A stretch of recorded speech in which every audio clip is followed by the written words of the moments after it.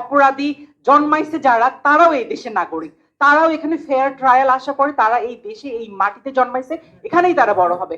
আপনি যদি এখন ফ্যাসিস্ট করে একটা অংশকে কেটে ফেলে দেন, যেটা বিগত সময়েও আমরা দেখেছি যে একটা অংশকে কেটে ফেলা হয়েছে, সেই অংশটাই কিন্তু রেবেলিয়াস হয়েছে।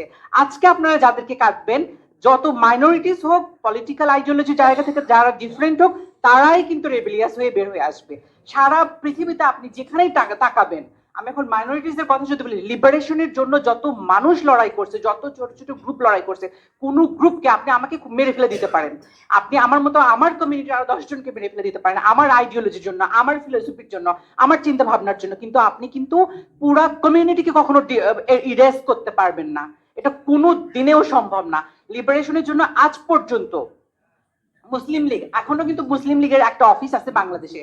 আমরা মনে করি যে মুসলিম লীগ বিলুপ্ত হয়ে গেছে, বিলুপ্ত কিন্তু হয় নাই। আমি জাস্ট একটা কথা বলতে চাই, লিবারেশন ইজ সামথিং, এটা কখনোই নেগোশিয়েবল না। আপনি যাকে ইচ্ছা তাকে এরকম করে কেটে ফেলতে, মেরে ফেলতে, শেষ করে দিতে চেষ্টা করতে পারেন, এটা হবে না। আমি একটা ট্যাগলাইন ছিল, একটা কনফারেন্সে ছিলাম কাঠমান্ডুতে, ওখানে ওরা লিখছিল এরকম করে, they thought we died and they buried us because but they didn't know we are seed. ওরা চিন্তা করছে আমরা মরে গেছি, আমাদেরকে কবর দিয়ে দিছে, আমরা আর জাগবো না, বাঁচবো না, উঠবো না, কিন্তু আমরা তো বীজ ছিলাম।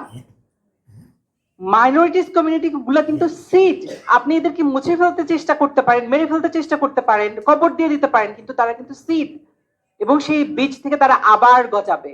এটা কোনোদিনই সম্ভব না।